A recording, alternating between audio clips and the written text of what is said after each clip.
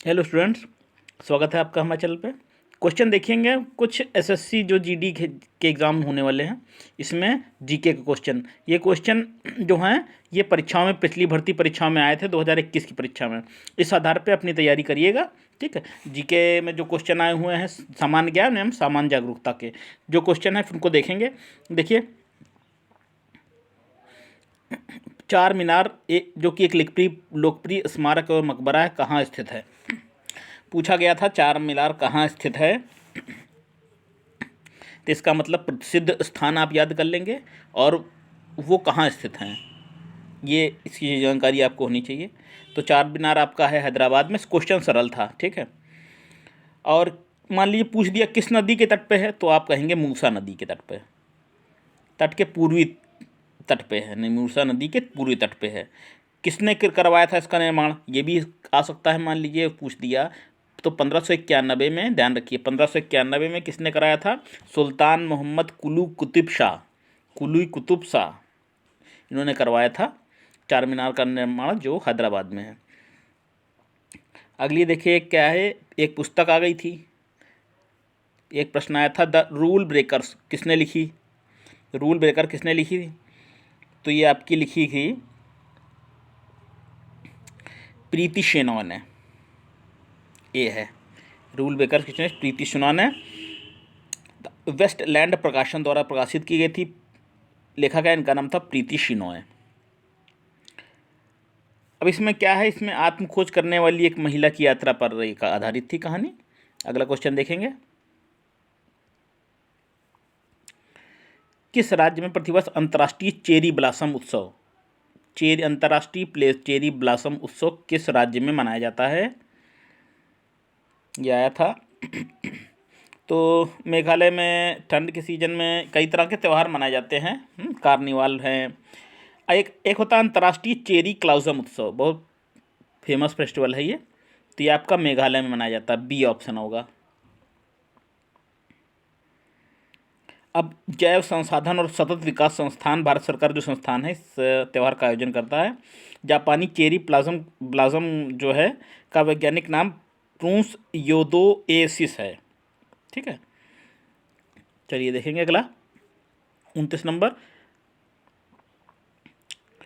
भारतीय बैंक आजकल अपनी जमा राशि का कितना प्रतिशत नकदी के रूप में रखते हैं, अपनी जमा राशि का कितना प्रतिशत भाग नकदी के रूप में रखते हैं। 15 है, 20 है, 5 है या 10 है। तो आप है का ए हो जाएगा 15%। 15% नकदी के रूप में रखते हैं,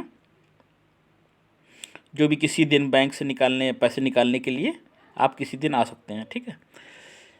अगला है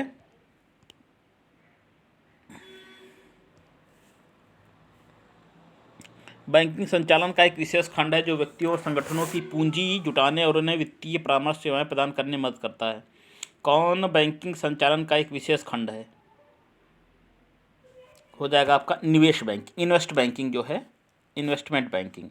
ये बैंकिंग संचालन का एक प्रमुख खंड है जो व्यक्तियों को उनकी वित्तीय परामर्श में और वित्तीय सेवा प्रदान करने में मदद करता है, इन्वेस्टमेंट बैंकिंग। बैंकिंग से भी प्रश्न आए थे छात्रों। कौन सा एक संघीय सरकार की विशेषता नहीं है, संघ सरकार की कौन सी विशेषता नहीं है, सिविक से भी प्रश्न है। हर फील्ड से आपको प्रश्न मिलेंगे देखने को। संघीय सरकार की विशेषता कौन सी होती है, लिखित संविधान होती है, दोहरी सरकार होती है, संविधान की सर्वोच्चता होती है, एक सदनीय विधायिका, ये जरूरी नहीं है संघीय सरकार में। तो आंसर आपका हो जाएगा ए, तो ए वाला नहीं होता, एक सदनीय विधायिका नहीं होती है। एक सदनीय विधायिका एक संघीय सरकार की विशेषता नहीं है, क्या है, द्विसदनीय विधायिका है, द्विसदनीय ना, राज्यसभा राज्य परिषद है, तो ये होता है, ये ए ऑप्शन गलत है। बाकी संविधान की व्यवस्था होती है, दोहरी सरकार होती हैं, और लिखित संविधान होता है, सब है। अगला देखेंगे,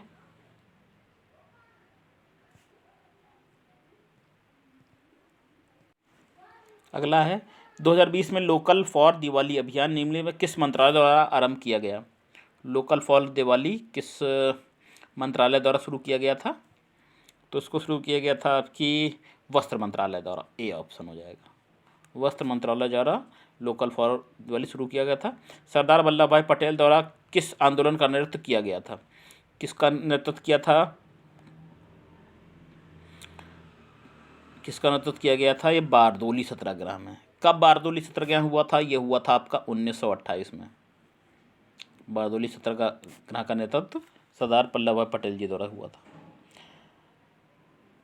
अच्छा, जो सरदार की उपाधि मिली थी इसी आंदोलन में एक महिला ने सरदार पटेल जी को सरदार की उपाधि दी थी।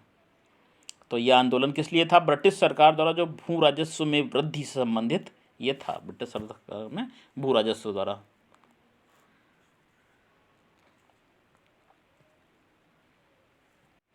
अगला प्रश्न है, अर्थशास्त्र में जीएनपी का पूर्ण रूप क्या है? जीएनपी का फुल है, जीएनपी का मतलब फॉर्म फुल पूछा गया है। जीएनपी मतलब होता है gross national product, gross national product. अच्छा, इसमें क्या है? देश के निवासियों द्वारा देश में या विदेश में एक वर्ष में किए गए अंतिम रूप से उत्पाद कुल वस्तुओं और सेवाओं के मौद्रिक मूल्य को क्या कहते हैं? जीएनपी कहते हैं, सकल राष्ट्रीय उत्पाद कहते हैं। ठीक, अगला देखेंगे 41 है, किस आरंभिक भारतीय लेखक को बेपूर सुल्तान के नाम से जाना था, जिसने मलयालम भाषा में उपन्यास लिखे?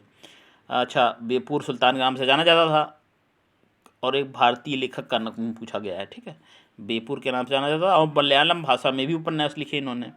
तो इसका इनके कौन है? ये है आपके डी ऑप्शन, वैकोम मोहम्मद बशीर। ये भी प्रश्न इस तरह से आया था आपके परीक्षा में। अगला देखेंगे,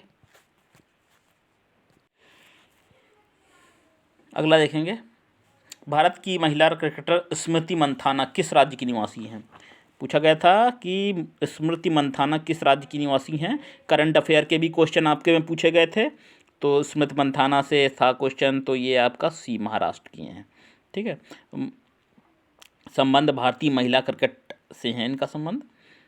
अब देखिए, पेट्रोलियम का पहला, हर तरह के प्रश्न पूछे जाएंगे जीडी में, जो क्वेश्चन आएंगे हर फील्ड से आएंगे, दो दो एक एक क्वेश्चन। ठीक है, कोई तो पेट्रोलियम कौन सा उत्पाद पक्की सड़क निर्माण हेतु उपयोग में लाया जाता है? अच्छा, पक्की सड़क निर्माण करना है, पेट्रोलियम का एक प्रोडक्ट जो है उत्पाद यूज़ करना है इसमें, तो कौन सा प्रयोग किया जाता है? ये आप है बिटुमिन, ये आपका है देखिए असफाल्ट का प्रयोग किया जाता है पक्की सड़क के निर्माण हेतु। ठीक, डेड्रान और एक्जान किसके तंत्र है? डेड्रान और एक्जान किसके तंत्र है? तंत्रिका तंत्र के। बी है तंत्रिका तंत्र के। डेड्रान और एक्जान किसके भाग होते हैं? तंत्रिका तंत्र के। अगला देखेंगे, देखिए, भारतीय संविधान में निम्नलिखित किस संवैधानिक संशोधन अधिनियम द्वारा राष्ट्रीय राजधानी क्षेत्र दिल्ली और केंद्र शासित प्रदेश पांडुचेरी को विधानसभाओं को राष्ट्रपति चुनाव के लिए निर्वाचन मंडल से जोड़ा गया था? ठीक है, तो दिल्ली और केंद्र शासित प्रदेश जो हैं पांडुचेरी को जोड़ा गया था राष्ट्रपति चुनाव के लिए, निर्वाचक मंडल के लिए। कौन सा संविधान संशोधन द्वारा? संविधान संशोधन भी महत्वपूर्ण जो हैं 42वां हैं, 44वें हैं, 46वें जो मोस्ट इम्पोर्टेंट, इनको भी तैयार कर लीजिएगा, इससे प्रश्न मिलेगा आपको। ठीक है, तो किससे था आपका आंसर? ये हो जाएगा संविधान 70वां संशोधन 1992। भारत में प्रथम गौ कैबिनेट की स्थापना किस राज्य में की गई थी? प्रथम गौ कैबिनेट की स्थापना पूछ रहा है किस राज्य में की गई थी? तो ये आपका है एमपी। डी ऑप्शन क्या है? एमपी, मध्य प्रदेश में की गई थी, डी। चलिए देखेंगे, शिशिर कुमार घोष ने भारतीयों में राष्ट्रीयता की भावना जगाने के उद्देश्य से 1875 में किसकी स्थापना की थी? प्रमुख एसोसिएशन है, लीग हैं, समाज हैं, ये थोड़ा सा आधुनिक भारत के इतिहास को थोड़ा सा देख लीजिएगा। तो शिशिर कुमार घोष ने पूछा गया था किसकी स्थापना की थी? किसकी की थी स्थापना? ये है आपका इंडियन लीग, इंडिया लीग जो है ऑप्शन नंबर बी में है। तो इंडियन लीग की स्थापना हुई थी 25 सितंबर 1875 को की गई थी शिशिर कुमार घोष द्वारा। क्या उद्देश्य था? वही उस समय लोगों में राष्ट्रवाद की भावना का विकास करना और उनमें राजनीतिक शिक्षा का बढ़ावा दिया जाना उनको, ठीक है, उनको महत्व देना। अच्छा, एक पूछा गया था करंट का क्वेश्चन, स्टेडियम की एक दीवार या करंट अफेयर भी तैयार कर लीजिएगा 2022 की जो हमारी सीरीज चल रही है, इसको भी देख लीजिएगा, ठीक है। करंट अफेयर का क्वेश्चन मिल रहे हैं आपको, क्वेश्चन हो सकता है मिल जाए, उम्मीद है। तो स्टेडियम की एक दीवार क्रिकेटर राहुल द्रविड़ को समर्पित है। कौन सी दीवार राहुल द्रविड़ को समर्पित है? चिन्ना स्वामी। चिन्ना स्वामी स्टेडियम की एक जो दीवार है वो समर्पित है। 3 शब्द लिखे हैं, कमिटमेंट, क्लास और कंसिस्टेंसी शब्द लिखे हुए हैं। अगला है 49, डैट डॉट नदी पीर पंजाल पर्वतमाला के समानांतर उत्तर पश्चिम दिशा में बहती है और किस तवाला के पास की पर्वतमाला को काटती है? कौन सी नदी? तो ये आपकी डी ऑप्शन क्या है? चेनाब नदी ऑप्शन हो जाएगा, डी ऑप्शन चेनाब नदी। अगला TX2 लक्ष्य 2022 तक दुनिया में जंगली डैट डॉट की संख्या को दोगुना करने के लिए एक विश्वव्यापी प्रतिबद्धता है। TX2 लक्ष्य 2022 किसकी संख्या को दोगुना करना है? किसकी संख्या को दोगुना करना है? शेरों की, कि हाथियों की, तेंदुओं की, बाघों की? तो आ जाएगा आपकी बाघों की संख्या को। T/2 लक्ष्य 2022 तक दुनिया में जंगली बाघों की संख्या को दोगुना करने का ये जो है प्रतिबद्धता है, एक लक्ष्य रखा गया है। अब तमिलनाडु स्थित सत्यमंगलम टाइगर रिजर्व और नेपाल में बंदिया नेशनल पार्क ने संयुक्त रूप से 2010 से बाघों की आबादी को दोगुना करने का लक्ष्य रखा गया था और इसमें सफलता भी पाई है उन्होंने 2022 में।